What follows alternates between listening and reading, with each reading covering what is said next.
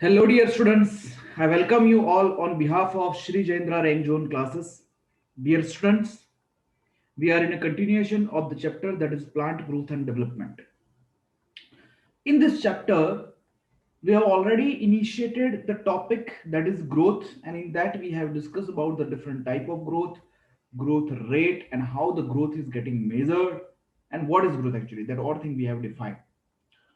Now today,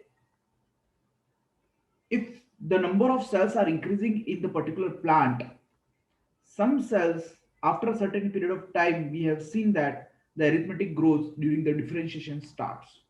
So actually, what this differentiation, de-differentiation, and redifferentiation mean, that we have to understand here. So to understand that, first we are going to understand the differentiation. See, usually the cells are in a dividing stage initially, but at a certain period of life, they stop the capacity of division, or they lose the capacity of division, and they become a non-meristematic or non-dividing. So first, if we talk about differentiation, the cells which are derived from the root apical and shoot apical meristem and cambium differentiate and mature to perform a specific function. So when the cells of cambium, which are in a state of division, that differentiate and mature to perform a specific function, this lead to the maturation, and this termed as a what, a particularly differentiation. So these are the cells which ultimately stop dividing, then it is known as differentiation. Okay, and after stopping the division, they particularly attain a particular function. So during differentiation, if we talk, the cell undergo minor as well as major structural changes both in their cell wall and protoplasm, and this all changes lead to the what, particularly gaining the particular function. So the act of leading to a maturation is termed as a differentiation. Okay, so this is the cells which are particularly getting differentiated. Let us consider an example where cell undergoes structural changes. So if we talk about an example which where the cell undergoes structural changes, tertiary elements, the cells would lose their protoplasm and develop into a strong, elastic lignocellulosic secondary cell wall to carry water to a long distance under extreme tension. So tertiary element are nothing but xylem and vessels. Xylem vessels and the tracheids. Okay, in that this particular thing happens. So this is a structural change which take place in the tracheids and vessels to carry out a particular transport. So the initial apical cell has an undifferentiated plant cell. Okay, you can see here, this is the has a apical cell has an undifferentiated plant cell. Undifferentiated plant cell means it is a dividing plant cell, but after a certain period they get differentiated and they become a non-dividing. So in differentiation, the dividing cell get converted into non-dividing cells. So in differentiation,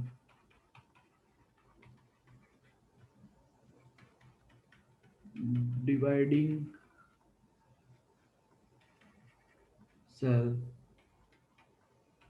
stop dividing and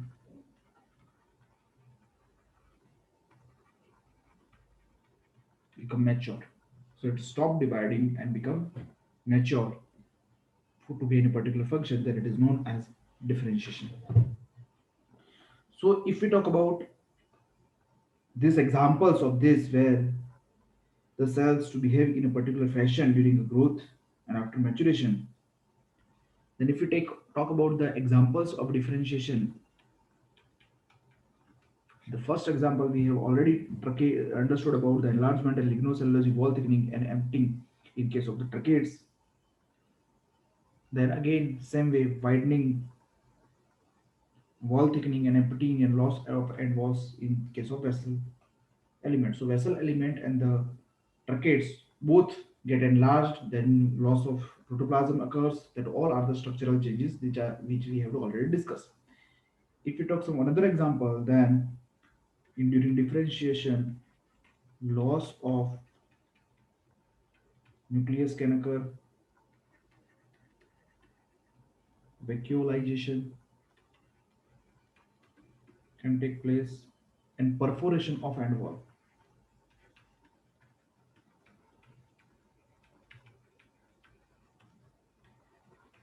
In perforation of end wall,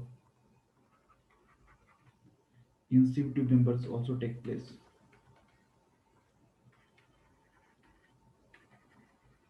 So this also take place during the differentiation. Apart from this, the another thing which happens during the differentiation, that is the development of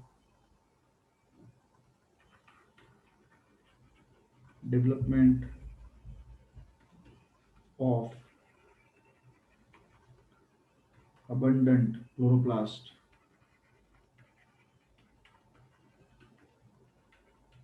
in mesophyll cell. Then deposition of suberin in cell walls, tannins in protoplast,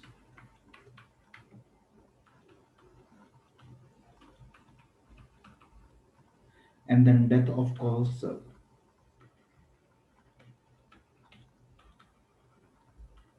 This all become a part of what a maturation or differentiation.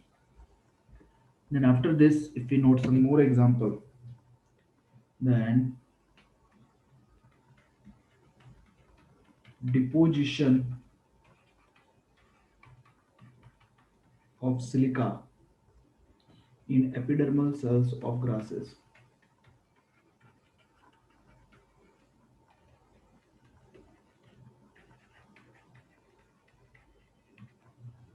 Apart from this,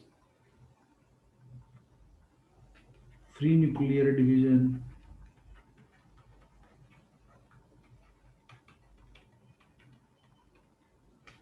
secretion of latex,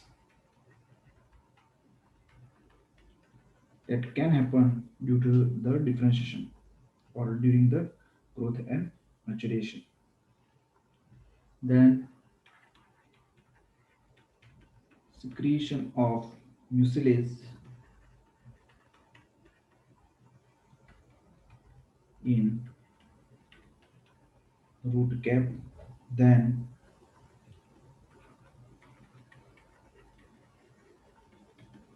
elongation, thickening,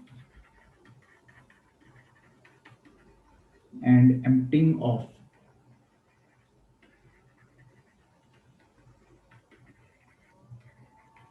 sclerenchyma fibers.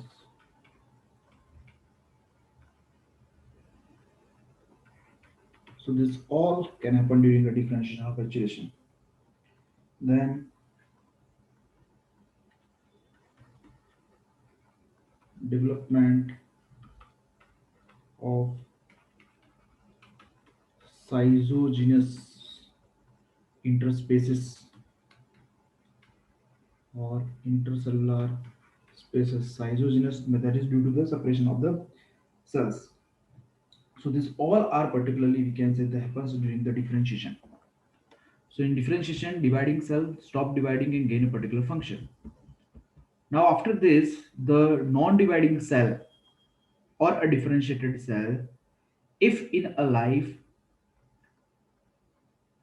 it regain the capacity of a division under certain condition, then it is known as differentiation. So cells that have lost the capacity of division means which are the differentiated, which are non-dividing,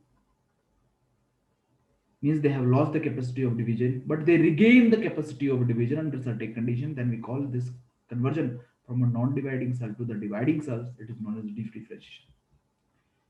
Let us consider an example of a differentiation: formation of meristem, that is the interfascicular vascular cambium, and a cork cambium from the fully differentiated parenchyma cells. Means these parenchyma cells are the non-dividing or differentiated cells. From this interfascicular cambium and cork cambium like dividing cells can form. So these are the examples of the de-differentiated cells. So dividing, undifferentiated can be dividing and de-differentiated can be dividing, but differentiated can be non-dividing. After this redifferentiation, if we talk, the cells which have de-differentiated means which have again achieved the or regained the capacity of division, which loses again the capacity of division and become mature, then it is known as redifferentiation. So in the process of redifferentiation, meristem or tissues are able to divide and produce cells that once again lost the capacity to divide but mature to perform a specific function. Once again, they are going to lose the capacity of division. So you can see here, this is a differentiation. Okay, means cells particularly stopped non-dividing, stopped dividing. Now, stem cells like slate transient phase where the chromatic condition takes place, and this is a de-differentiation, means it is a stopping the division capacity, gaining the division capacity. But after this, it re-differentiate means it again losing the capacity of division. So re-differentiation form non-dividing cells from the de-differentiated cells, and de-differentiation form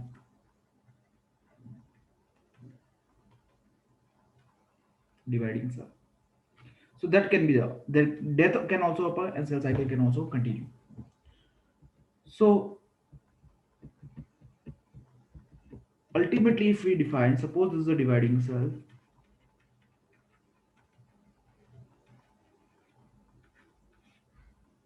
and if it stops the capacity of division and it become a non-dividing cell,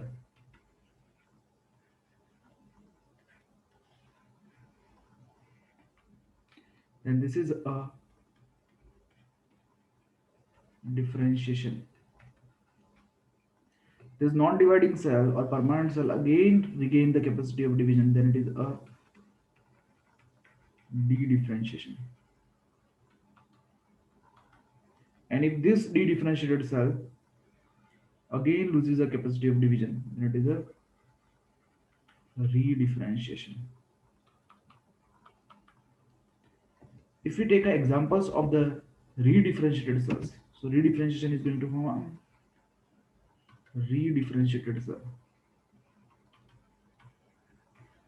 So what are the cells which are formed by the second, we can say the interfascicular vascular cambium and core cambium are the re-differentiated cells, non-dividing cells. So here it includes secondary xylem, secondary phloem, cork, and secondary cortex. Okay, these all are the re-differentiated cells. Now let's move further and discuss some of the questions. So cells that have lost capacity of divide but regain the capacity of division again, then it is obviously a de-differentiated cell. And we have learned about the examples of de-differentiation, that is a interfascicular vascular cambium and core cambium. Redifferentiation occurs in, obviously if you talk about redifferentiation, then this redifferentiation occur in the cells which are de-differentiated. Okay, so cells that are de-differentiated undergo redifferentiation. Black help in expansion of cells. Obviously, the fragility of the cells help in expansion of the cell.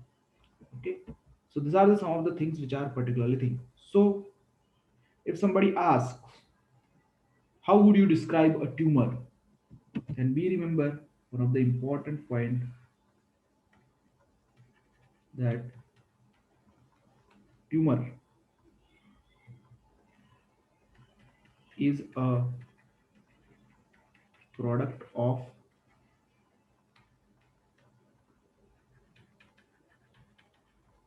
de-differentiation. Okay, so that is the what a product of de-differentiation, that is nothing but a this thing. And if somebody asks, what would you call the parenchyma cells that are made to divide under a control laboratory condition during a plant tissue culture? Then obviously it is a differentiation, and cells are de-differentiated cells which are dividing under a laboratory condition. Okay, so this is all about the what we can say the differentiation, de-differentiation, and redifferentiation. I hope you understood well. Thank you everyone.